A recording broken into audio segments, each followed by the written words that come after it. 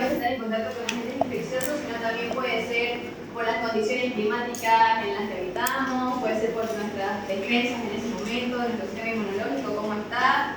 También puede ser el hecho de que estemos en contacto con personas enfermas, o el simple hecho de estar vulnerables ante los diferentes tipos de agentes infecciosos. Entonces, este tipo de situaciones nos pueden predisponer a nosotros o a cualquier persona a poder desarrollar ese tipo de enfermedades. En el caso de las infecciones respiratorias, o sea, de vías altas, que se abrevia como el nombre de IRA, básicamente afecta lo que viene siendo la nariz, los senos paranasales, la faringe, laringe. Principalmente estas son las partes que afectan, únicamente hasta la faringe. ¿Ya?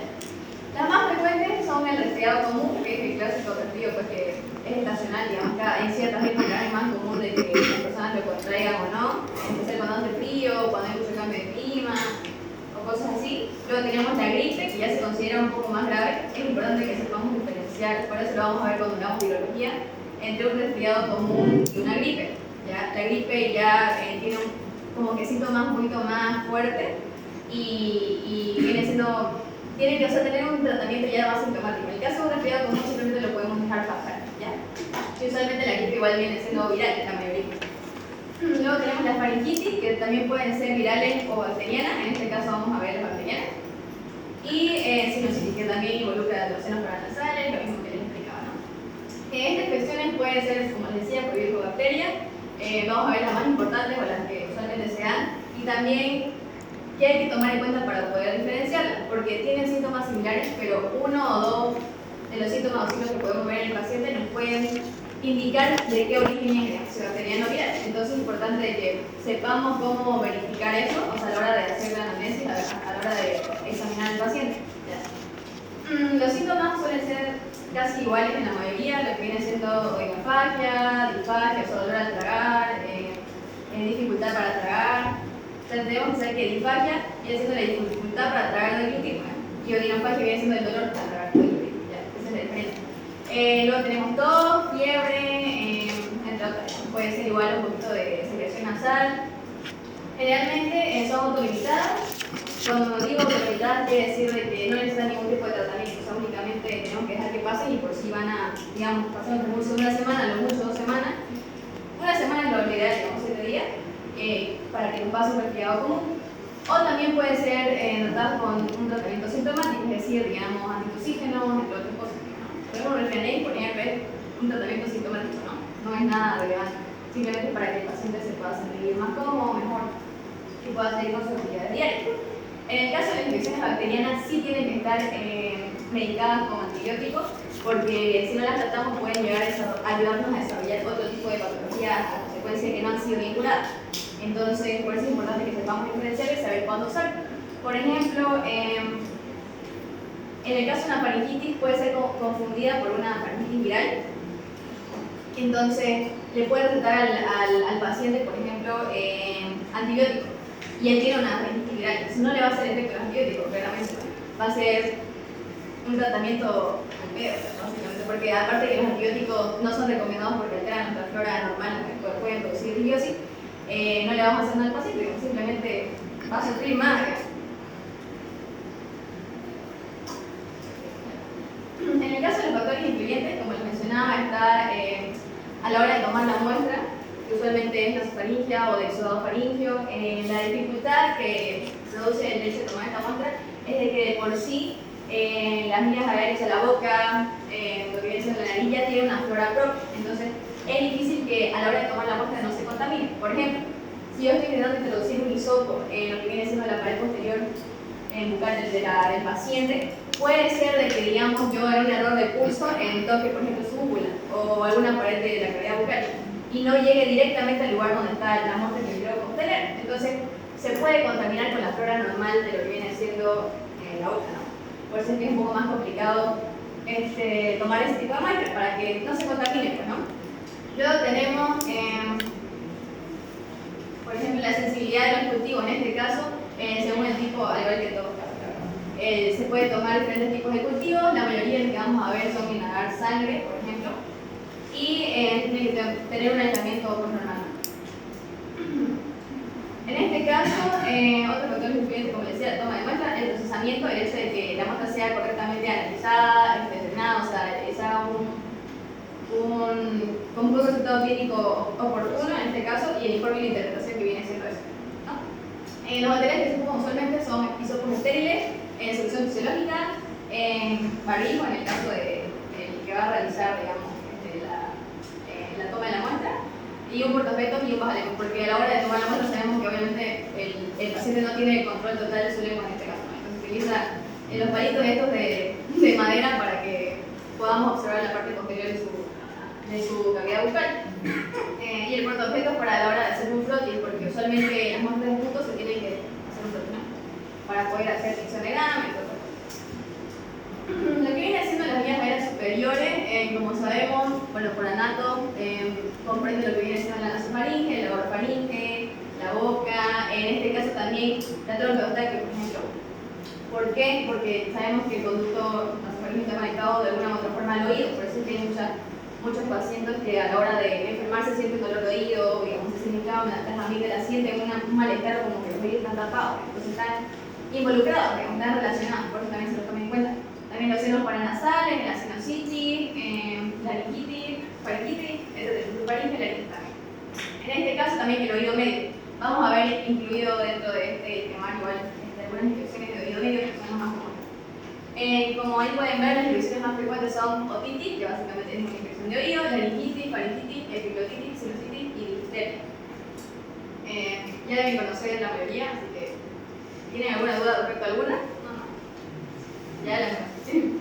Y a la hora de hablar del tracto respiratorio inferior ya sabemos que compone lo que son los bronquios, alveolos, pulmones en general, carístico pulmonar, pleura, entre otros. Y ahí podemos tener otros tipos de patologías que se consideran un poquito más graves, porque como sabemos cualquier patología que no sea tan superficial, o sea que sea más difícil acceder, digamos, a la hora de una infección, se complica más, digamos, llega a ser más sistémica en algunos casos, también llega a ser más difícil tomar una muestra, digamos, del pulmón que de la nariz, ¿no? Y suelen tener otro tipo de patologías como neumonía, bronquitis, entre otras. Los tipos de enfermedades se pueden dar por diferentes razones, por microorganismos patógenos, en este caso ya sabemos bacterias o virus. También puede darse por sustancias extrañas, por ejemplo, la inhalación de algún tipo de químico, del polvo, por ejemplo, las alergias igual se pueden llegar a considerar enfermedades de vías respiratorias altas, porque sabemos que producen igual lo que viene siendo secreción nasal, entre otras cosas. O sea, simplemente por el hecho de la inhalación del polvo nos puede llegar a producir este tipo de patología, ¿no? También, por ejemplo, en la hora de tener un tipo de inhalación de una sustancia química fuerte que puede llegar a quemar lo que viene siendo el epitelio bronquial, también puede llegar a considerarse una patología. En este caso también tenemos mal funcionamiento del cuerpo, a lo que me refería al principio, que era de que los pacientes pueden llegar a tener algún tipo de enfermedad de base, a una enfermedad hereditaria, que sean más tendentes a desarrollar cualquier tipo de enfermedad respiratoria. Entonces, esos son como que algunos factores que predisponen a que los pacientes, las personas en general, puedan desarrollar este tipo de enfermedad. Algunas de las causas pueden ser, por ejemplo, el contacto con personas enfermas. Ya sabemos que a la hora de estar en contacto con un paciente, cualquier familiar incluso que esté enfermo, tenemos que tomar las respectivas precauciones. Como sabemos, no podemos ver ningún tipo de microorganismo así a simple vista, entonces tenemos que tener cuidado de no contagiarnos. Por ejemplo, el hecho de usar barbijo, lavarnos las manos luego de estar con un paciente, o usar guantes, de tocarnos la cara, nariz o boca, luego de estar en contacto con un paciente enfermo, si estamos nosotros enfermos, saber coser en la dobladura del codo o cosas por el estilo, ¿no? En este caso también tenemos la nutrición, porque es importante que cada uno de los pacientes tenga una buena alimentación. Ustedes saben que la alimentación es básicamente nuestra fuente de energía y la que nos ayuda a tener las defensas correctas, ¿no? En este caso, a la hora del desarrollo de enfermedades respiratorias es importante para evitarla que consumamos vitamina A y vitamina C, no porque eviten que podamos desarrollar estas enfermedades, o sea, no evitan que yo tome vitamina C o que yo consuma, por ejemplo, naranja, limón, o estas frutas que son altas en este tipo de vitaminas, no va a decir que yo no me voy a enfermar, simplemente quiere decir que me va a ayudar a que pueda yo evitar o tener unas mejores defensas. La vitamina C también es un antioxidante, en el caso de que alguien se resfríe, va a evitar que haya algún tipo de inflamación. También va a ayudarnos a subir las defensas, porque también nos ayuda a lo que son las células blancas, ¿no? Que como sabemos nos ayudan en todo este tipo de infecciones. Y también la vitamina A, en este caso, que la podemos encontrar en zanahoria, espinaca, picada o entre otras, nos ayuda a que tengan un mejor cuidado de lo que viene siendo las mucosas. La mucosa respiratoria en general, ¿no? Que como sabemos se cuenta como una barrera en sí de nuestro cuerpo que evita de que ingresen diferentes microorganismos directamente a nosotros. Entonces es importante que la permeabilidad, por así decirlo, de esas mucosas esté bien. Y los cambios climáticos, como les decía, en este caso los cambios climáticos pueden predisponer a una baja de la defensa, el sistema inmunológico. Por eso es que hay muchas personas que a la hora de que haya cambio de temperatura muy fuerte, ya sea salir del aire acondicionado al calor fuerte, los pueden predisponer a que se enfermen, como también el cambio climático fue en diferentes temporadas. Las principales enfermedades que tenemos vienen siendo, o las más conocidas, la neumonía, en este caso producida por neumococos. Aquí estamos hablando a nivel general, o sea, enfermedades respiratorias a nivel general, no únicamente de vías respiratorias altas. Tenemos la neumonía, que se produce usualmente, o el más conocido, viene siendo el neumococo. Luego tenemos la influenza, causada por un virus, que es el virus de la influenza. En el caso de la tuberculosis, como ya lo habíamos hablado, lo han escuchado seguramente, por Mycobacterium tuberculosis. En el caso de la bronquitis, lo más común es por el tipo de estafilococo. En el enfisema, es importante que entendamos primero que viene siendo como que el reemplazo del aire por cualquier otra sustancia en los alveolos. Puede ser moco, puede ser líquido, puede ser sangre, cualquiera de esas sustancias o que no viene siendo aire puede producir un enfisema. Entonces, en este caso, el campo sería ese material extraño que está dentro de los alveolos. Luego tenemos el asma, que puede ser producido por diferentes tipos de etiología. En el caso de la amigdalitis, usualmente es estreptococo. Catarro común o resfriado común, usualmente es viral y suele ser, como les decía, autolimitado. De por sí se puede curar sin un tratamiento únicamente sintomático. En el caso de micosis por hongo y el cáncer puede ser por diferentes factores, digamos, el hecho de que un paciente sea fumatérico o simplemente tenga predisposición a desarrollar este tipo de cáncer. Luego tenemos las recomendaciones generales, que no están de más, siempre es importante tomarlas en cuenta, está igual que bien. Viene siendo el lavado de manos antes de comer, luego de ir al baño, el hecho de cubrirnos la nariz y boca al toser, estornudar, no beber el mismo vaso de otra persona. Ya sabemos que no únicamente enfermedades respiratorias pueden ser contagiadas por este medio, sino también diferentes tipos de enfermedades virales también, o sea, por ejemplo el herpes o ese tipo de enfermedades.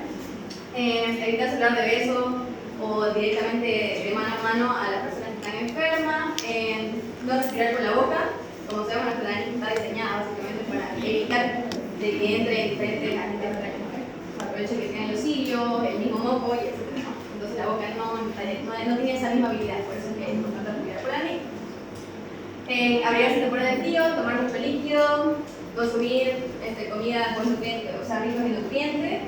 Evitar fumar o estar en un lugar cerrado con personas que fuman, porque sabemos de que se considera a las personas que, por más que no estén fumando, pero si tengo un ambiente con una persona que está fumando, pues por sí tiene más o menos el mismo daño o peor, digamos, ¿no? Entonces hay que tomar en cuenta eso también. Y nunca automedicarse. Como les explicaba, en el caso de que haya una confusión, por ejemplo, una faringitis, muchas personas creen que siempre la solución a todo son los antibióticos, pero nosotros sabemos que no es así, ¿no? Los antibióticos solamente funcionan para las bacterias. Entonces a mí me duele la garganta y yo digo, pucha, necesito algo para que me sane, ¿no? Y yo agarro y lo primero que veo es, voy a tomar un antibiótico porque es lo único que conozco, digamos, como paciente. Ahí estoy cometiendo un error, ya les explicaba acá. Así que no automedicarse. En el caso de la toma de la muestra, tenemos el hisopado de Fauces o amígdala. En este caso, tenemos que seguir una serie de pasos para que la muestra pueda ser tomada de la mejor forma, como les explicaba, evitando la mayor contaminación posible. En este caso, el paciente se debe poner en una posición cómoda, que la luz pueda apuntar hacia su cavidad bucal, en este caso apuntando hacia la faringe, y tenemos que bajar con el bajalengua, pues, la lengua hacia abajo, para evitar de que pueda hablar o cualquier tipo de movimiento que pueda producir. No se debe tocar el hisopo en ninguna parte de la cavidad bucal, únicamente el lugar que queremos tocar, por ejemplo la úvula, como les explicaba, y así también le tenemos que pedir al paciente de que diga A para que pueda evitar el reflejo del vómito, ¿no? de acá, o el hecho también de que cualquier tipo de problema, entonces le pedimos al paciente que haga esa maniobra para que evite cualquier tipo de mal y también sea más fácil, igual de por sí abre más la boca cuando produce sonido, ¿no? Luego tenemos, se tiene que frotar directamente sobre los pilares amigdalinos, que usualmente en este caso en la faringitis se van a ver edematosos, si es bacteriano, y en la parte posterior de la faringe. Luego se debe sembrar el hisopo directo en un agar sangre o también puede ser un agar específico, pero sin ningún tipo de antibiótico. Y se suele tomar una segunda muestra, como un segundo hisopo, para seguir el mismo procedimiento y preparar los frotis, que les explicaba, por eso que se necesitaban los portaobjetos para hacer un froti, ¿no? En este caso, por ejemplo, ahí pueden ver los pasos, creo que alguna vez se lo habrán hecho, ustedes habrán pasado por eso. Se realizan las siguientes como que análisis, en este caso la coloración de Gram. Usualmente se utiliza también el método de Giemsa, en el cual se pueden observar los leucocitos, si es que hay más polimorfonucleares, mononucleares, la identificación de algún tipo de infección bacteriana en este caso, ¿no? O saber si es viral. En el caso de los polimorfonucleares sabemos de que nos indican usualmente, o sea, el hecho de que sean neutrófilos, basófilos o eosinófilos, nos puede indicar, si están ubicados, nos puede indicar de que es una infección bacteriana, ¿no? Y en el caso de que sea mononuclear, o sea, linfocitos o monocitos, nos indica una desviación, pues, a lo que viene siendo viral, ¿no? O sea, así podemos identificar. Luego tenemos los tipos de infección. En este caso tenemos las anginas blancas, que tienen como características que son pulpeáceas, puede ser eritemo papulosa, es decir, puede ser como una pápula, o sea, es decir, están sobrelevadas y están rojas, o foliculares, ¿no? En este caso la más común, bueno, de la gente más común es el Leucopiógenes de grupo A, ¿no? Luego tenemos la fusoespirilar o úlceras membranosas, que son causadas por la Fusobacterium y Espirilum. Luego la difterica, que como les mencionaba, es producida por la Corynebacterium difteriae. Luego tenemos la moniliásica por solamente levadura, es decir, hongo. Y venenosa, granulocítica, solamente aerobia o anaerobia. Puede ser producida también, como decía, por el Piógenes o Staphylococcus aureus. Los microorganismos portadores asintomáticos suelen ser producidos usualmente por Neisseria meningitidis, en este caso, por Streptococcus pneumoniae o Haemophilus influenzae. Este viene siendo, no produce ningún tipo de síntomas o en muchos casos no los produce. Luego tenemos algunos datos que podemos tomar en cuenta respecto a la faringitis. El 25%, del 25 al 30% son usualmente de origen bacteriano, es decir, la mayor parte son virales, ¿no? Si es que el 20 y el 30, todo el porcentaje posterior, o sea, el 80% suelen ser virales, ¿no? El principal agente causal suele ser el Streptococcus pyogenes. En este caso produce la conocida faringitis streptocócica, que sería la faringitis pues bacteriana, ¿no?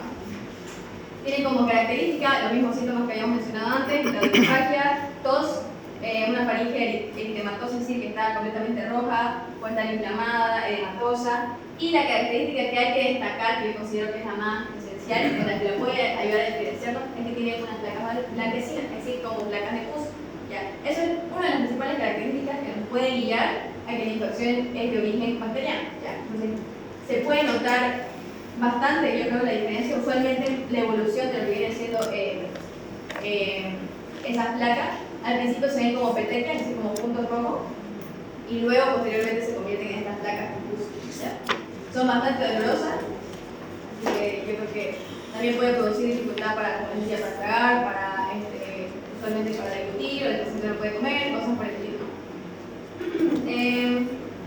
Luego el tratamiento suele ser con penicilina trebenzatínica intramuscular en dosis única. Como les explicaba, lo que viene siendo los streptococos son bastante sensibles a las penicilinas, entonces es el tratamiento que se utiliza de elección, en la mayoría de los casos. Obviamente hay casos en los que también puede llegar a ser resistente, nos ponemos 25% más.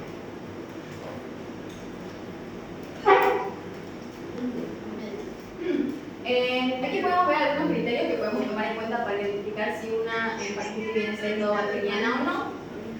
Son los criterios de Centor que nos ayudan a identificar si es una faringitis de origen bacteriano, en este caso, como indicaba. Tenemos que tomar en cuenta algunos criterios. En este caso, si hay una fiebre mayor de 38 grados centígrados, nos puede indicar que es de origen bacteriano. Como sabemos, la fiebre es un indicativo de que hay una infección fuerte. En este caso, en la ausencia de todo, adenopatías cervicales anteriores se puede palpar en los ganglios diferentes adenopatías cuando hay una infección de este carácter. También puede haber exudado hospitalar, que es lo que les explicaba, o sea, las placas de Q. Luego, y cada uno, claro, como sabemos, cuando se tome en cuenta el criterio, cada criterio da un puntaje. O sea, al final se hace una sumatoria para ver si suma la cantidad correcta como para que pueda ser considerado una faringitis bacteriana. También la edad, por ejemplo, las faringitis estreptotóxicas son más comunes en niños pequeños, usualmente. Usualmente en personas mayores son más virales. Entonces, si es que un niño, hay más posibilidades que sea de origen bacteriano. Sí, como pueden ver, si que tiene de 15 a 45 años, 0, digamos, ¿no? Si es que es mayor a 45 años, menos un punto, ¿no? Y en el caso de que sea niño, de 3 a 15 o menor de 15, viene siendo un punto, ¿ya? Eso, básicamente. Faringitis, aquí podemos observar lo que les mencionaba en la imagen, que son las especies de petequias, los puntitos que se pueden observar al principio. Es la causa más frecuente, usualmente en adultos es viral, lo que les mencionaba. En el caso de que sea bacteriano, usualmente por ejemplo Biógenes, lo mismo que les mencionaba. Sí, eso es. Y lo que les mencionaba, el 25% de sensibilidad que tiene, ¿no? Respecto a las penicilinas, ¿no? Como saben, en el caso de que, eso lo dije en la clase virtual, no sé quiénes asistieron, pero en el caso de que el paciente sea alérgico a la penicilina, se puede utilizar macrólida en vez de la penicilina, ¿no? Porque hay muchos pacientes que tienen que hacer precisamente la prueba, tienen que consultarle a sus pacientes si es que alguna vez se ha inyectado penicilina, ¿no? Porque hay personas que le dicen, ¿usted es alérgico a algo? No, le dicen, nunca le han puesto en su vida, digamos, penicilina. Entonces tiene que hacer una prueba, subtérmica, no sé si alguna vez la han hecho, duele bastante, pero es importante. En este caso hay un cuadrito para que se puedan guiar algunas de las diferencias, aparte de las que ya les he mencionado. En el caso de la edad típica, como les decía, cuando es estreptotóxica o bacteriana, suele ser en niños, menores a 15 años, vírica usualmente para arriba, o cualquier edad también puede ser niño. En estacionalidad, estreptotóxica puede ser en cualquier momento del año, en cambio cuando es viral, como les decía, es por estación. O sea, siempre tiende a haber un tiempo en el año, alguna fecha, usualmente otoño e invierno, en el que hay más predisposición a que los pacientes lo desarrollen, precisamente por el frío, entre otras cosas, ¿no? La presentación, la estreptotóxica suele ser brusca, es decir, su aparición suele ser bastante rápida, mientras que la vírica suele ser progresiva, o sea, puede comenzar leve, va un poquito aumentando y luego vuelve a bajar, ¿no? En el caso de la tos, cuando es bacteriana, no hay tos. En el caso de las víricas, puede ser que haya. No en todas, ¿no? Pero en la mayoría sí. En adenopatías cervicales, como explicaba, en bacteriana sí, en viral no. Y duele, en muchas ocasiones pueden llegar a doler. Y se pueden palpar, incluso el paciente puede sentir una bolita extraña, ¿no? Si alguna vez han palpado algún ganglio inflamado, se puede percibir. Y únicamente cuando estamos hablando de infecciones de vías aéreas superiores, puede ser pues, los cervicales, ¿no? En el cuello. Porque en otras patologías, después vamos a ver que también se pueden palpar en diferentes lugares. Como les decía, el exudado perimental puede ser abundante. Otros síntomas pueden incluir, por ejemplo, lo que sea la fiebre, en el caso de que sea bacteriana. Puede haber también vómitos, náusea, o por ejemplo, a veces el paciente no tiene ganas de comer, o sea, simplemente por el hecho de que le duele, decide no comer, y por eso es que también ayuda a que sus defensas bajen aún más. Esto sería muy importante. Esto acá es importante que lo tomemos en cuenta, seguramente lo han avanzado también. Son los tipos de hemólisis, se había comentado, yo me acuerdo de la segunda clase, les explicaba que puede ser alfa, beta o gamma. En el caso de los beta son los que tienen una hemólisis total, completa. En el caso de los alfa vienen siendo parcial, ¿no? En el caso del Diógenes viene siendo beta hemolítico, ¿no? Es del grupo A de piel y es beta hemolítico, entonces quiere decir que tiene una hemólisis total, ¿no? Se que degrada completamente todo lo que son los eritrocitos. Entonces, a la hora de verlo en el agar, como les explicaba, se le siembra la muestra en un cultivo en un agar sangre, ¿no? Ahí podemos ver en todo el lugar donde han pasado, por ejemplo, el hisopo, cómo se ve la diferencia de color en el agar, cómo se ve que hay una lisis más fuerte de lo que vienen siendo los glóbulos rojos, ¿no ven? Pueden observarlo, donde está la B, se nota mucho más clarito, por así decirlo, que hay más hemólisis. Y en el caso de los alfa hemolíticos tenemos neumonía, ¿no? Eso para que lo vean y lo puedan quizás diferenciar en alguna vez si lo pueden observar. Aquí tenemos algunos conceptos básicos. En el caso de disfagia, ya le había dicho que significaba, ¿se acuerdan? Disfagia viene siendo dificultad para deglutir. En el caso de veninofagia es dolor. Cuando yo digo una faringe eritematosa, ¿a qué me refiero? De color rojo, ¿no? O rojecida y puede presentar puntos rojos, ¿no? Hipertermia, ya saben que es fiebre, o sea, aumento de la temperatura. No es precisamente fiebre, porque sabemos que para considerar algo fiebre tiene que tener cierto rango de elevación de temperatura. Pero hipertermia podemos decirlo cuando simplemente está un poquito elevado. Colonias beta-hemolíticas es lo que les explicaba, que son las colonias que se forman a la hora de hacer la hemólisis, que fue lo que acabamos en la actividad positiva. La neuropatía cervical bilateral, como saben, ya lo expliqué, información de la cuello, hemograma y leucocito. Aquí podemos ver, bueno, en esta imagen, estas dos imágenes, cómo se ve en este caso, ¿qué se vería? Una faringitis, ¿de qué origen? ¿Y cómo se llamaría, por ejemplo? Faringitis. Estreptocócica, una faringitis estreptocócica. Como pueden ver, creo que se nota bastante, hoy están súper edematosas, o sea, lo que viene siendo las amígdalas en este caso, y se puede observar claramente los puntos de punto. ¿Cuál es su agente etiológico más común en este caso?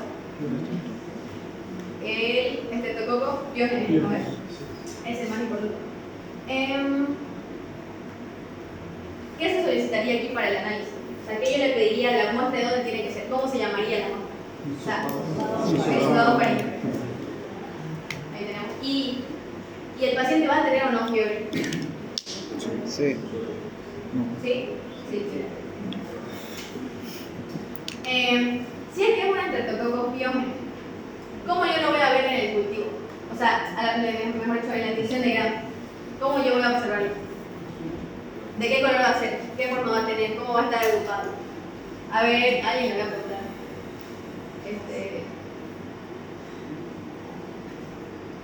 ¿A usted? ¿Cuál es su nombre? ¿Cómo? Ya. ¿Cómo lo voy a observar? ¿De qué color va a ser? Si es un estreptococo piógeno. ¿Va a ser gram positivo o gram negativo? A ese grupo le puse estreptococo piógeno a la ya. ¿A cuál? No, a ellos le dan sangre. Es un estreptococo todo mirado. Lo pasan a sus compañeros. O sea, para que ese grupo vaya mirando, no lo vayan a abrir, ¿no? No lo abren ahí. Ese es el estreptococo piógeno. Lo van pasando a sus compañeros para que Lo abrían todo con a otro grupo le pasó y dice. Fíjense, chicos, todos en el cultivo que dicen.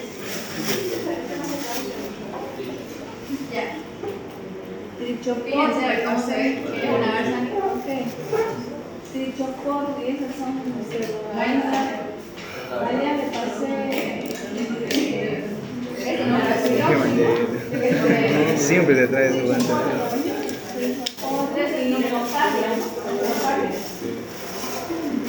Ya, entonces como les decía, si es una estreptococo, Ya vieron todos tus compañeros primero en la zona. pásenselo a... Es una garza que...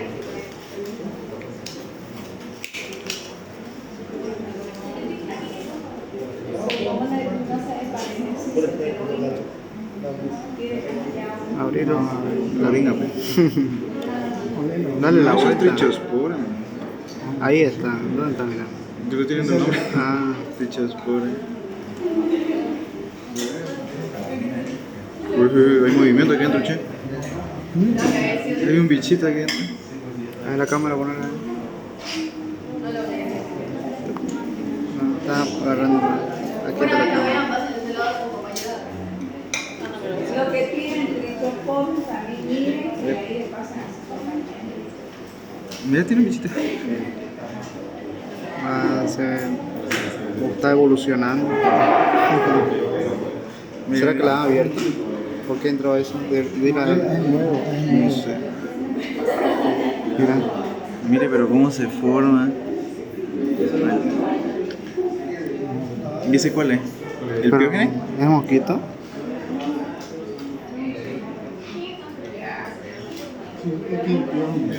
Es el electrococo, ¿no? Y ese está humedecido, calor le entró.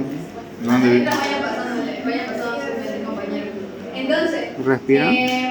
como les explicaba, a la hora de ver la atención de grado, No, si estamos hablando de una faringitis estreptocócica, es decir, producida por el estreptococo piógeno en este caso, ¿cómo lo vamos a observar en la atención de grado?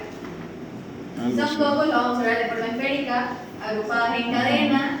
¿De qué color son? ¿Gram positivo o gram negativo? Positivo. Positivo. Entonces de color azul celeste, ¿verdad? Así como podemos ver aquí en la imagen.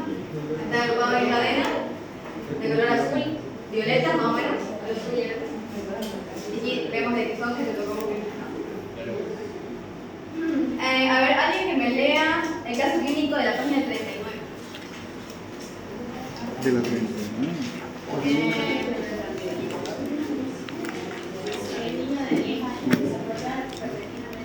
Más fuerte, más lento y más fuerte. 39.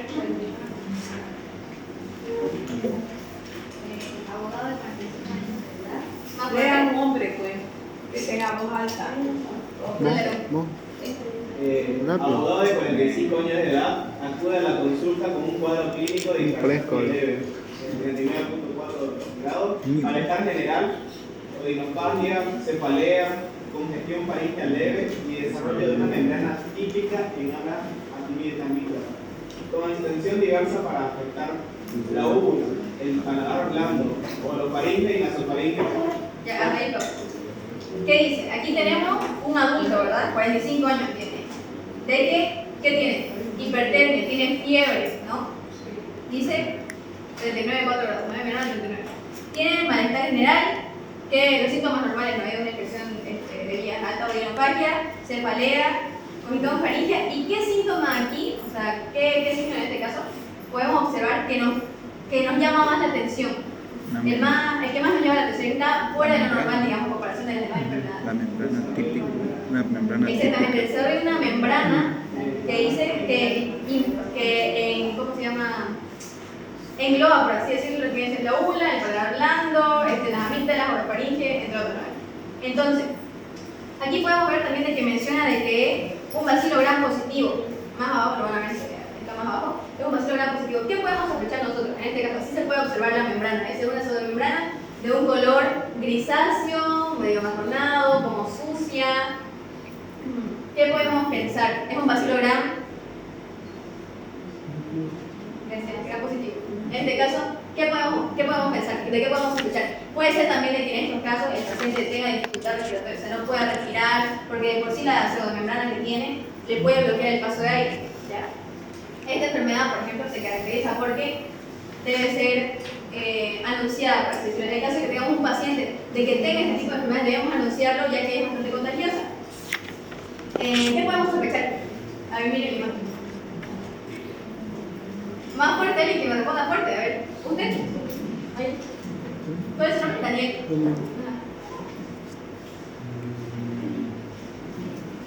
La pseudomembrana es la clave en este caso. La membrana sería una no. Difteria, exactamente, sería una difteria. Si se dan cuenta, con la imagen anterior, en este caso se ve aquí las amígdalas con pus, ¿no? Están inflamadas, se ven grandes, están con pus, pero se puede notar la diferencia, ¿no? Y les decía de que el paciente no tenía, ¿no? En el caso clínico, por ejemplo, que está igual más atrás, no dice que tiene ningún tipo de pseudomembrana, ¿ya? En este caso, se puede ver que es como una placa, como si fuera una tela que lo recubre, como un velo, por así decirlo, que está sobre su paladar, en su paladar blanco. Esa misma membrana puede bloquear el paso de aire. En este caso sería una difteria producida por el Neobacterium difteriae, como explicaba. Así es para que lo observen, lo sepan diferenciar. Sea cuál está más en el paladar, no está a los lados como lo que viene siendo la faringitis estreptocócica, que está en la amígdala. Se ve a los lados, ¿verdad? Que se ven como puntos así esparcidos, ¿no? En este caso es una sola, como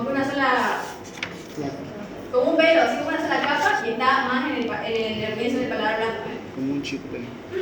Y en este caso, como les decía, aquí están lo que mencionaba en el caso clínico, lo importante de lo que viene siendo lo de la membrana. Entonces, cuando escuchen, esa es la palabra clave, por así decirlo, cuando a la hora de leer un caso clínico, ese sería el indicativo de que nos puede direccionar de que es una difteria. Y así se va a observar a la hora de ver en la detección de Gram, ¿ya? En el microscopio de la detección de Gram. Sería un bacilo Gram positivo, ¿ya?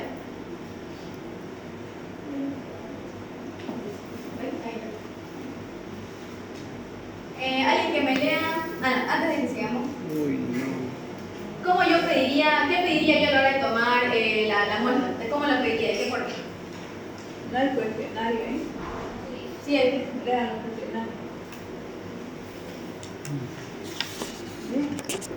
¿De qué lugar recomendaría que se tome la muestra?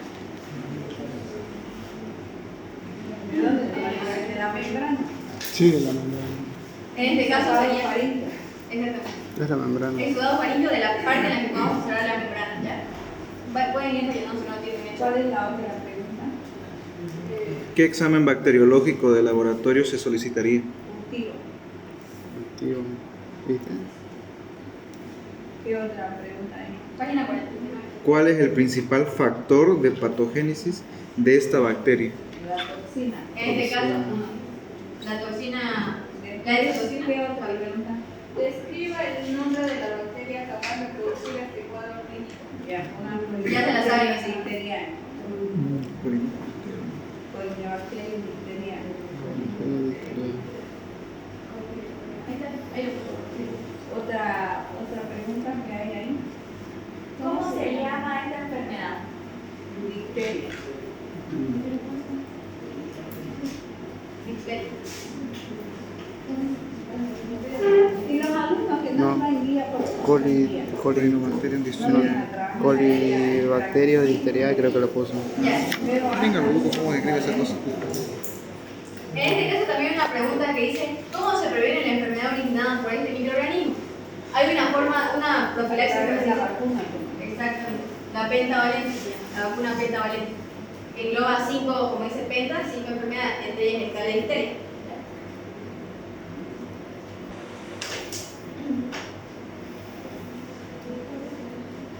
Pentavalente o penta. Y en el caso del tratamiento, tendríamos que, como sabemos, como hemos escuchado recientemente, tiene una toxina, o sea, es como un plus que tiene la bacteria en este caso. Entonces, tenemos que tratar de por sí la infección y también erradicar la toxina. Entonces, tenemos que utilizar una antitoxina, ¿ya? Y también un antibiótico. A ver. ¿Qué antibiótico utilizaría? Penicilina. Está bien. ¿En una difteria? Penicilina. Está bien. También puede ser penicilina. No, penicilina, elección. Penicilina. Primero la antitoxina difterica y luego Sí, tiene que ser ambos. Claro, pues primero ya dijimos la antitoxina y luego la bacteria, la penicilina. Sí, eso le explicamos. Sí, antitoxina. Eliminar toxina y luego eliminar bacterias. Dicloxina, dice, ¿no? La otra. Antitoxina. Ya. Le dé tiempo para que vean las cajas. El caso número 3, chicos, lo lee Joseph. Estudiante de 21 años de edad con HIV positivo presenta amígdalas tumefactas con placas de color blanco cremoso, con aspecto de cuajo o leche cortada. Ya. Aquí, como podemos observar en la imagen, se puede ver en el caso de Mubia. Pregunta, vamos. ¿Qué examen bacteriológico de laboratorio se solicitaría? Pongan eso, hisopado, faríngeo.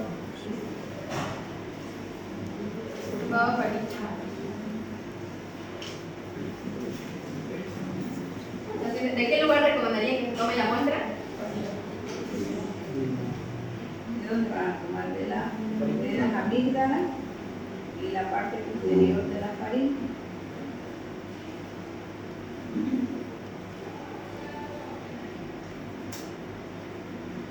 Después, otra pregunta. Describe el nombre del microorganismo capaz de producir este cuadro clínico tomando en cuenta que es un paciente inmunosuprimido. Son ahí levaduras. Entonces, ¿de cuál podemos sospechar en este caso? No hay que sospechar de nada. En Solo cantidad. levaduras nomás, porque ahorita vamos a ver por qué. Siga. Ya, siguiente pregunta. ¿Qué tratamiento recomendarían en este caso? Ya. Miren su informe clínico que tienen a un lado. Ahí, vamos leyendo. Ese es un informe clínico mediante un método automatizado. Se hace con máquina. Se agarra la levadura y se mete al equipo. Y el equipo le ha dado el nombre de la cándida. ¿Qué cándida es ahí? ¿Ah? Parasilopsis. Entonces ahí está la levadura, la cándida, con el nombre de Parasilopsis. Luego está el antibiograma, fíjense que es un con esto porque es de hongo, fungigrama que está en concentración inhibitoria mínima, fíjense, donde todos los antibióticos están sensibles. Pero como es algo de boca, le vamos a dar tópico, vía oral también. Entonces serían ahí el fluconazol y el voriconazol. Fíjense ahí, está sensible. Fíjense. ¿Ven que está sensible el informe? Sí. Eso se expresa en concentración inhibitoria mínima. Concentración inhibitoria mínima. Fíjense que está con cantidad. Y dice ahí NIC. La única forma de tener un fungigrama para hongo, para levadura, es mediante métodos automatizados. No hay otra metodología. Si uno no tiene la metodología método automatizado, no puede hacer un fungigrama. Entonces ahí, otra cosa relevante, tiene ahí un número de código. Eso hay que un número. Y fíjense el número ahí. Donde dice bionúmero. Donde dice bionúmero, fíjense que hay un número. Ese bionúmero es importante para qué? Para determinar el tipo de cepa que está produciendo. Ese bionúmero yo lo tengo que tener dentro de mi vigilancia epidemiológica. Porque el día de mañana, si ese bionúmero se repite, quiere decir que ese paciente tuvieron el contacto. ¿Entiendes? Por eso es importante el bionúmero. Continuamos. Ya. El siguiente caso clínico es el número 4.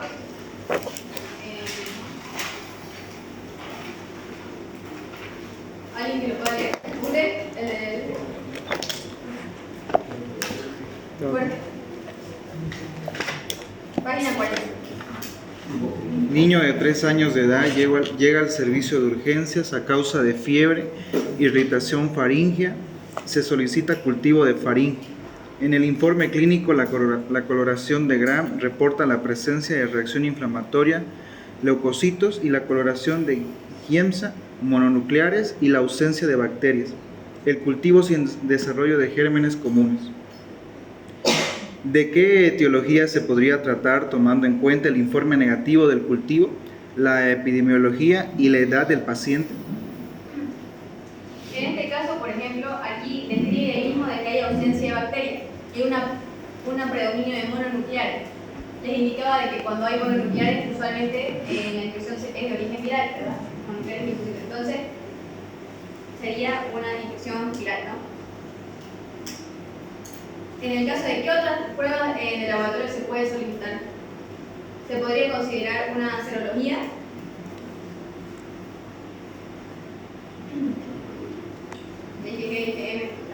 Y el tratamiento que se recomendaría en este caso sería analgésico, antipirético, sería más el tratamiento sintomático, ya que es viral. Pero, digamos, por ejemplo, si tenemos un paciente complicado, un paciente inmunosuprimido, tenemos que dar algo para disminuir la carga viral. Entonces, ¿qué daríamos? Ácido clorhídrico, por ejemplo, o el Retroviral para disminuir la multiplicación del virus. En el caso de que sea necesario, dependiendo del paciente.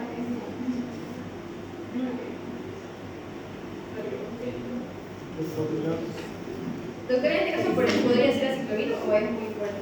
Sí, ya. Continuando, ahí pueden ver igual también cómo se observaría en este caso, a diferencia de los anteriores, se puede observar que no hay ningún tipo de placa, ni de pus, ni nada de eso. O sea, tendría solamente estar un poco irritado y rojo. Ahí pueden ver la diferencia, por ejemplo, de la bacteria en el caso de difteria, ahí en el caso de que sea viral y también si es bacteriana. Continuando con lo que estábamos avanzando, tenemos las secreciones de oído. En este caso, usualmente se tienen que tomar este tipo de muestras cuando hay una infección, una otitis o cualquier tipo de infección a nivel del conducto auditivo medio. ¿Ya? También en este caso también puede influir lo que viene siendo la flora normal de esta área, por eso que también se tienen que tomar de una forma específica, ¿no? Como les comentaba. Los agentes biológicos más frecuentes a la hora de las otitis medias agudas suelen ser Streptococcus pneumoniae, Haemophilus influenzae y Streptococcus pyogenes. Los menos frecuentes de origen medio suelen ser niños, ya sea en cualquier edad, niños, adultos, jóvenes, entre otras. Suelen ser, por ejemplo, la pseudomonas aeruginosa, de que produce la otitis del nadador. ¿Ya? o también Staphylococcus aureus. Incluso Escherichia coli se puede llegar a ver en este tipo de infección. Para todas las muestras se necesitan, al igual que el anterior, 2 hisopos en este caso 2 hisopos por oído, o sea, vamos a necesitar 4 en total, en el caso de que tenga, digamos, oído, si es solo uno, pues solamente 2, ¿no? El primer hisopo se empapa en solución fisiológica y se limpia los restos de pus que haya, o las secreciones que se puedan ver en producto auditivo externo. Hay muchas ocasiones en las que por sí, el oído por sí supura, digamos, sale la secreción sin necesidad de introducirlo. El segundo hisopo se debe tomar la muestra frotando el nuevo hisopo con las paredes, de lo que viene siendo el conjunto dificultante. Si el pus fluye, lo que mencionaba, si el pus fluye espontáneamente, se debe tomar la muestra y inocular directamente ya en lo que viene siendo un frote, ya en un cultivo o en el frote, de que, como sabemos, si está chorrado, que quiere decir que hay más secreción, ¿no? Entonces, lo podemos hacer más directamente, por así decirlo. El tercer hisopo, en el caso de que sea se puede tomar una nueva muestra para preparar en la misma extinción, se puede hacer extinción de Gram y el mismo procedimiento que se hace usualmente lo que viene siendo todas las muestras, ¿no? En el examen directo. O sea, extinción de Gram, puede examen directo y todo eso. Así se puede observar en el caso de que haya una TIC. Obviamente algo ya un poquito más grave para que lo puedan observar. Pero a nivel de la extinción de Gram se puede observar de esta forma. En este caso viene siendo el caso clínico que tienen en la página 41, ¿ya? Es un paciente, bueno, una mujer de 25 años que es profesora de natación. Sería el factor predisponente. Por eso es importante que a la hora de hacer la anamnesis y preguntarle al paciente, tiene que preguntarle todo. O sea, qué hace, de qué trabaja, cuál es su hobby, lo que sea. Porque esa clase de cosas nos pueden dar una idea de por qué se está dando el cuadro clínico. En este caso, dice que es profesora de natación, por lo que obviamente es un factor predisponente, el mismo nombre de la infección que va a tener lo dice, lo mismo otitis del nadador, se conoce. Dice que tiene otitis media leve, se solicita el cultivo de oído. En el informe laboratorio de la coloración de Gram reporta presencia de abundantes leucocitos y bacilos Gram negativo. Como pueden observarlo en la imagen, se pueden ver bacilos Gram negativos, porque son de rojo rosado. En este caso, según los datos clínicos, la epidemiología y la coloración de Gram, el patógeno más frecuente aislado teniendo en cuenta la actividad del paciente ¿cuál sería el que nosotros consideraríamos? En este caso podría ser pseudomonas originosa, en este caso, porque produce el oxigenador. También puede hacer otro agente, pero ese dato nos puede redireccionar a ese lado. En este caso igual pide lo mismo de que completemos el informe clínico. Se pide, igual que los anteriores, un cultivo o un hisopado de oído, pues, de la secreción de oído. Ahí hay mucho tiempo. En donde dice, en qué está diferente cultivo, ahí puedes poner ese botón luminoso y dice pregunta. Examen solicitado, ahí. Eso para en donde dice examen solicitado ponen el cultivo zapado. Y en el caso de cuando pregunta qué agente biológico, ahí le ponen su. En el caso de una secreción, nasal, es más útil para buscar agentes como el Staphylococcus aureus. Como sabemos, también viene siendo flora de las vías respiratorias. Es útil para la hora de hacer, es rápido, es un examen igual rápido, igual que los anteriores. Se utiliza a la hora de hacer brote, cuando hay brotes epidemiológicos. Seguramente se lo ha hecho en el caso del COVID, por ejemplo, en el caso de que haya algún tipo de brote así fuerte, se lo puede hacer al personal de salud.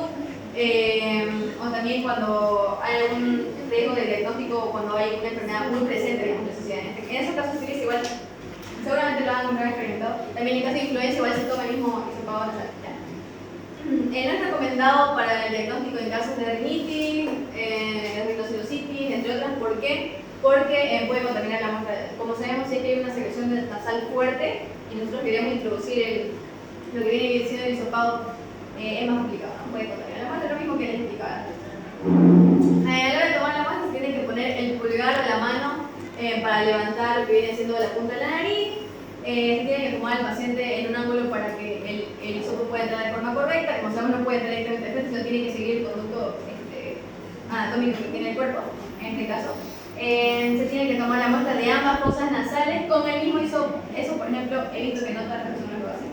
Yo me acuerdo cuando a mí me tomaron la muestra, no fue así, con el mismo hisopo, son esos largos.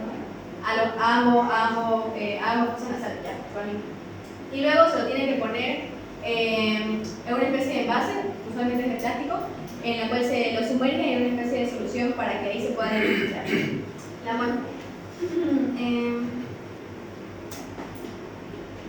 Yo creo que es lo que le va a interesar a la doctora. En el caso de un estafilococcus aureus resistente a meticilina, ¿cómo podemos identificar de que tiene esta característica? Según los resultados frente al antibiograma, o sea, los antibióticos, podemos ver a qué grupo de antibióticos suele ser resistente. En el caso del MRSA sabemos que son a los beta-lactámicos, ¿no? Entonces incluye penicilina, cefalosporina. Hay una excepción en este caso. La cefalosporina, la única que sí puede funcionar es la cefalosporina. Es la única porque es la de quinta generación. Si no me equivoco, la doctora mencionó que aquí no hay, pero esa sería la única excepción que se puede tomar en cuenta. Porque sí, efectivamente es eficiente para la MRSA, para las PISA también, que se lo expliqué hoy en la clase de Víctor, que son las que son resistentes a la vancomicina y también las que son resistentes a la doxicina. En este caso, a la hora de hacer el antibiograma, se evalúa dos antibióticos que son los que usualmente se utilizan. ¿Ya? Está la oxacilina y la cefoxitina. La oxacilina se considera un marcador para poder identificar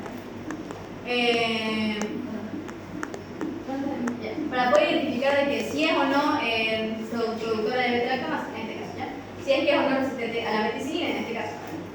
Y la cefoxitina también se utiliza en pruebas de difusión, en los liquidos también se utiliza para el antibiograma, porque esta detecta, se considera más específica, porque puede detectar un gen que se llama MECA, ¿ya? Que es el que se encarga de la identificación de lo que viene siendo la mutación de la proteína BP2A, que es la encargada, es literalmente la que, gracias a ella, se produce la resistencia a la meticilina, es la encargada. Entonces, la cefoxitina, mediante este análisis, puede identificar, ¿ya? Entonces por eso igual es más específica que la oxacilina, ¿ya? En este caso, si la bacteria es resistente tanto a la oxacilina como a la cefoxitina o a una de ellas, se clasifica directamente como MRSA, ¿ya? O sea, si es resistente a esa, quiere decir que inmediatamente ya es MRSA. Quiere decir que es resistente a todos los antibióticos, beta-lactámicos, como decía, penicilina, cefalosporina, carbapenem, aunque en el antibiograma nos pueda parecer, que fue lo que vimos en la anterior, que pueda parecer de que es sensible, ¿no? Pero a la hora de ya identificar de que es MRSA, ya sabemos que no podemos utilizar, inmediatamente descartamos todo lo que viene siendo los carbapenémicos, ¿ya? Como les explicaba, la única excepción viene siendo la ceftarolina. Y como último punto, en este caso, viene siendo la flora normal de las vías aéreas, que la tenemos que conocer, igual hay un cuadro para que rellenen ustedes, en el que explica de que en la boca y la faringe usualmente tenemos la presencia normal de Staphylococcus aureus, Staphylococcus normal, el Pneumococcus, Neisseria, Staphylococcus epidermidis, entre otros, ya. Luego en el oído medio y en los senos paranasales no hay nada porque se considera un área estéril, ¿ya?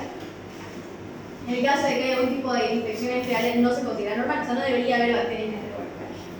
Luego en el oído externo también tenemos Staphylococcus aureus, epidermidis y protozoos. Y en el caso de la nariz, lo mismo. Se repite usualmente la mayoría de cosas, el epidermidis pues está en la piel, no de por sí. Entonces por eso es que lo tenemos dentro de lo que viene siendo la flora normal de las vías aéreas superiores, ¿ya? Luego tenemos el Pneumococcus y Neisseria igual, y en el caso de la nariz también viene siendo estéril. Y ahí terminaría el tema. ¿Tienen alguna duda?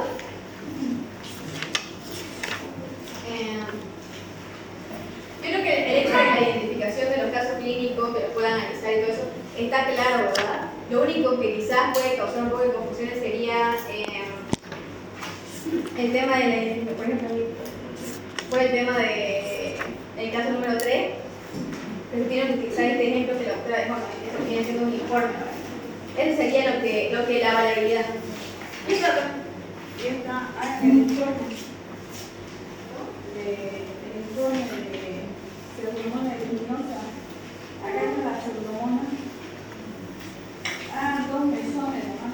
Voy a acá. El informe Ustedes acá también deberían de la uniforme.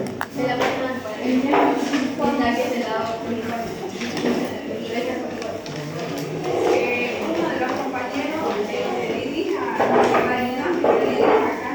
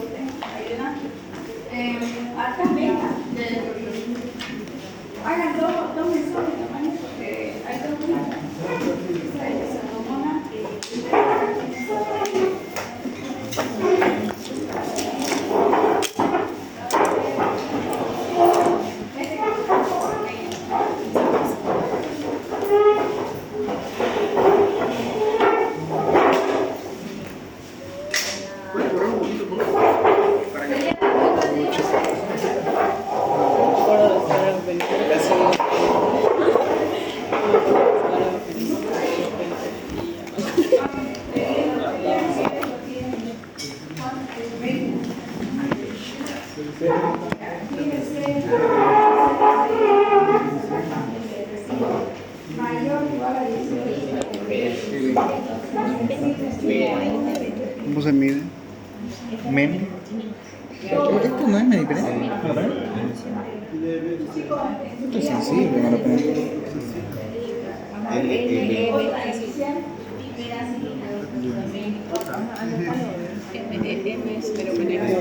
Ajá. TV, ¿sabes qué? TV. Busquen TV. Otro FEP.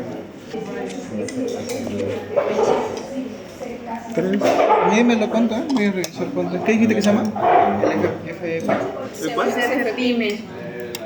FEP.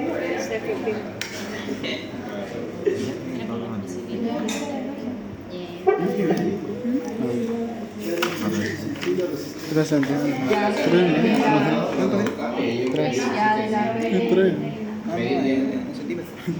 En milímetros. 3.000. tablita de la cosa. 300. No, tiene 20, 30. 300 de 28, digamos. Pero sí, según ella dijo que el primero no cuenta y es que cuenta el segundo. No hay que restar lo que mide el medicamento, nada más. El medicamento. Diámetro, digamos, Son 0,5. 5. Son 6, 5. La radial, ¿cuánto? Entonces, si tiene, por ejemplo, 20. ese, ¿Cuál es el otro?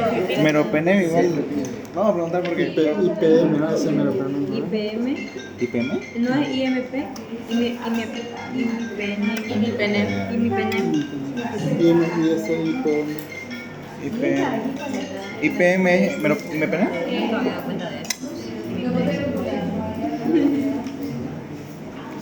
Voy a buscar el menú. Estoy haciendo el menú. Creo que Mayor a 19. Mayor a 19. ¿Cuánto mide? no, este tiene 30 ya. 30 menos 5, Meropenem 25. sensible. Sensible. Meropenem. Luego, ¿qué más hay? Dice TV. TV no sé qué. Andate ahí, IPM. IMP, IMIPENEM. IPM. IPM. Igual debe ser lo mismo. IMIPENEM. IPM, ¿cuánto mide ese color? Digamos, 22, digamos. 22 Entre menos 23, 18. 18. IPM. TV. Tobramicina.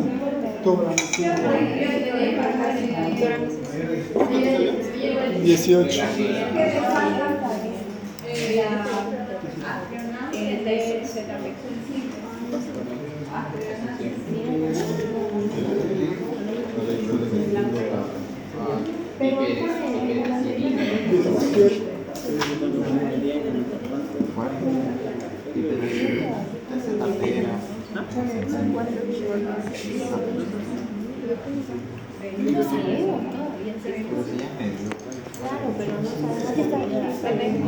Mayor o igual a 23 IMIPENEM. Lo pillaron. Mayor o igual a 23 IMIPENEM. ¿Cuánto sale la luz?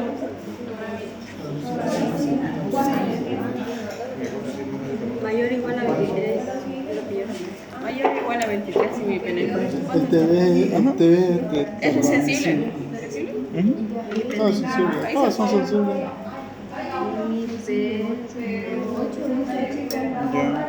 ¿Qué más tenés? Preguntamos a TV, quiero saber qué es TV. Este aquí. Ah, dijo Tobramicina. Tobramicina. Tobramicina tiene aquí 23, digamos. ¿Cuánto? 23. Tobramicina. Ahí tiene su.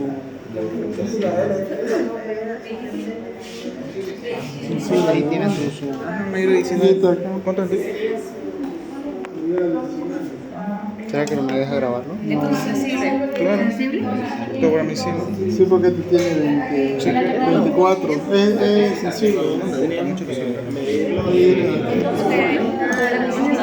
Este no, no. ¿El gas? ¿Gas? Porque no está definido, mira. Ceftazidima. ¿Cómo lo mediríamos? ¿Cuánto mide?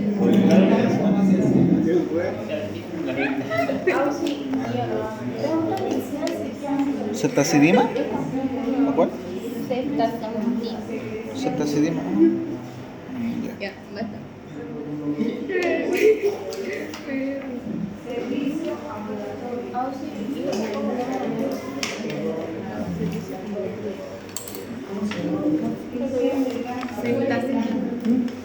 Cetacidima.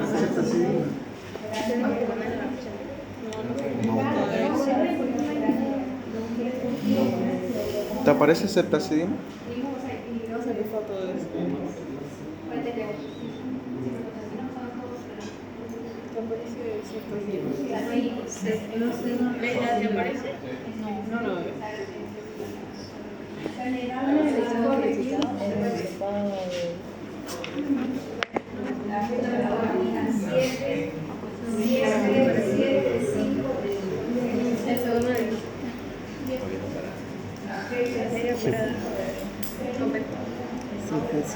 ¿Cetacidima? Esto debe ser cetacidima, ¿no? Pero está combinado. Tienes que buscar solo uno que solo diga.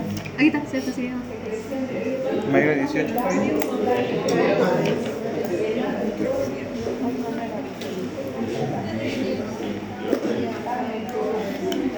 Yo lo pasé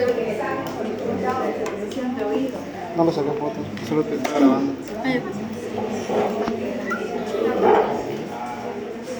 yo pasé.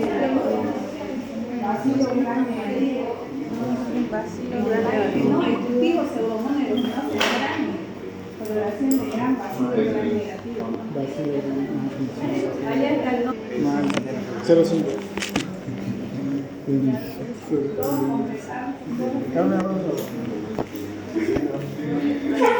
Se llama Pepe. Carmen Rosa Medina. ¿Vieron los hechos por?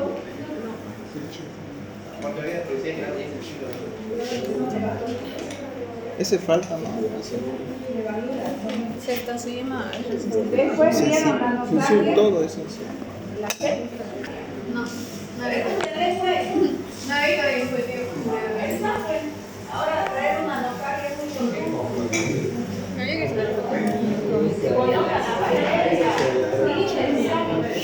Sácale foto y lo pasa aquí.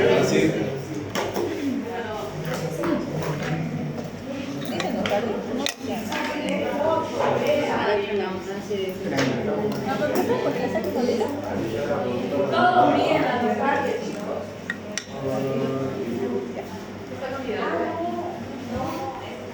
Ahí se acabó, no hay más abierta, pero poco. Hay un ejercicio de estafilococo. Sí, estamos adelante. Hay un ejercicio de estafilococo todavía.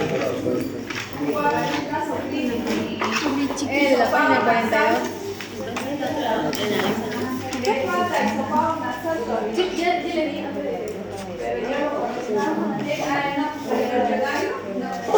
la página 42. Hay que ponerle Contestaron cetacidima. Ya vamos, vamos. A ver. Ya que estoy aquí presente. Vamos a ver. Alguien lee. Caso clínico. Se sientan todos a contar. En el MDD un brote epidémico de Staphylococcus aureus, penicilino resistente en el servicio de terapia intensiva. Como resultado se produjo el fallecimiento de 8 pacientes. Interviene el Comité de Vigilancia Epidemiológica, el cual decide solicitar al servicio de microbiología el hisopado nasal del personal médico y paramédico del servicio en problema. Complete el informe clínico teniendo en cuenta el perfil de antibiótico del antibiograma, tomando en cuenta que la bacteria aislada es una MRSA antibiograma. Ya te dice ahí. Sensible. Sensibles, es el medicamento que no hay inmunidad. Ciprofloxacina, levofloxacina. Y ahí dice, ¿qué mecanismo de resistencia observa el antibiograma? Ya, ponga MRCA, si quiere lo que dice MRCA. Ya, ¿qué más hay resistente? La resistencia se va a dar cuenta. ¿Qué más dice resistente? ¿Qué antibióticos hay resistentes? Penicilina. Ya, entonces hay penicilina, entonces piqué en penicilinasa. ¿Qué más hay resistente? Eritromicina y tetracyclina. Ya, cuando hay trina y eritromicina, que se llama sertralina, MSB. Entonces liquean MSB. ¿Está bien? Correcto. ¿Qué más hay de preguntas? Desde el punto de vista epidemiológico, considero importante conocer las características fenotípicas y genotípicas del Staphylococcus aureus. Sí. ¿Y por qué?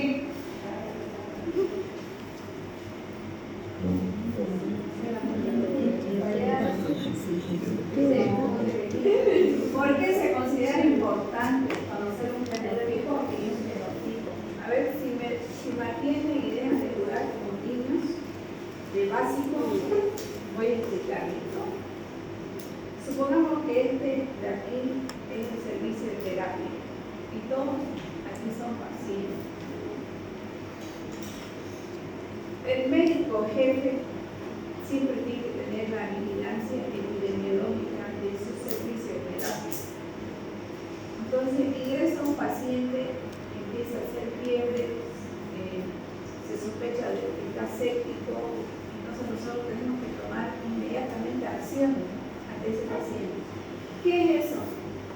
Empezar a dar un tratamiento empírico hasta que salga el cultivo. ¿En base a qué lo voy a hacer yo como jefe? En base a mi epidemiología. ¿Cuál es mi epidemiología? Yo tengo que saber mi audio, mi Staphylococcus aureus, en mi servicio, cuál es su fenotipo. Si voy a decir, mi Staphylococcus aureus que hay en el servicio de terapia es MRCA, es MSB y es verticillinasa positiva. Entonces yo tengo que hacer, no dar ninguno de esos grupos antibióticos y irme directamente a dar o vancomicina o dinesolid o ceftazidime como tratamiento empírico hasta que salga el cultivo. Entonces ahí está la explicación. ¿Por qué es importante conocer el fenotipo y el fenotipo bacteriano? ¿Para qué? Para tomar acciones de qué? De tratamiento con antibióticos. Ese es el criterio. Que si yo no conozco mi epidemiología, entonces voy a trabajar en las nubes. No sé, el día de mañana, si quiero realizar un tratamiento empírico en base a qué lo voy a hacer si no conozco cómo marcha mi bacteria los antibióticos en mi servicio. ¿Entendieron? Y la otra pregunta. Ahí termina esa pregunta. Luego pregunta, ¿cuáles son los microorganismos de la flora normal de las vías aéreas superiores? Y menciona boca y faringe. No, lo puse en la... ¿Cuáles serían de la boca?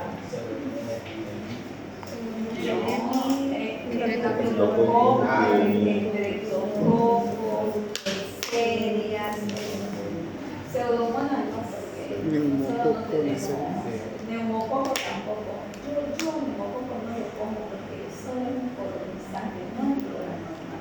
Por ejemplo, ahorita yo lo que hizo parte de lo que me pone. Entonces, si yo lo que neumococo en mi boca me ha colonizado, pero no es flora normal. Ahora, acuérdense que la flora va a depender del medio si yo maceo la boca. Si yo maceo la boca, va a depender del medio también. Si no me da buena la piel. Entonces, ¿cuáles serían los stafilococos, los estreptococos, las neiserias? Pero no lo considero. Para mí son colonizados. Después otro que oído externo. En los senos de oído medio y paranasales no hay flora normal, se pueden dejar. Y en su oído externo van a encontrar estáfilo, forinebacterias, bacterias, si no me baño hasta levadura, todo. Y en la nariz, los estafilococos, las neiserias, no los neumococos, porque los neumococos son colonizantes. Más encontramos forinebacterias, estafilococos. No audio, el audio es flora normal de la nariz. Más bien nosotros, ahí el caso de un ingreso viviendo, estuvieron muertos pacientes en el servicio por el metrococo ¿Qué hizo el comité? Agarró en el sector el socorro, las cosas nasales, de toditos los médicos, los paramédicos, para ver quién estaba colonizado por esa bacteria. Por eso fue el estudio. Solamente nos sirve para eso, para nada más. Ese es el mensaje. Ese es el mensaje. Miren toda la notaria, vean el precocupión, vean los hongos que traían. Es interesante conocer porque cuando uno ve aprende. Cuando uno ve aprende. Se aprende mejor y ver. Ahora fíjense ustedes, chicos, que hemos aprendido hasta ahora que nosotros cuando hablamos de un antibiograma de una bacteria, existen parámetros internacionales a los cuales nos basamos para decir si hay una categoría sensible, intermedio o resistente. No es nomás que yo me voy a inventar, ¿no es? ¿Sí o no? O sea, evita ese libro que se actualiza cada año. Entonces nosotros tenemos que sacar ahí los valores para ponerle al médico si es sensible, si es intermedio o es resistente. ¿No? Todo es bien. Y también sé que para cada bacteria hay una franja. Hemos hecho la otra vez, hicimos un bol. Sí. Ahora hemos hecho eso. Se va a ir haciendo y vamos metiendo bacterias en cada clase que nos corresponda. Bien, preguntas hasta ahí algo. Hay que ir, el examen, no se olviden de 4 de primer parcial, y ahora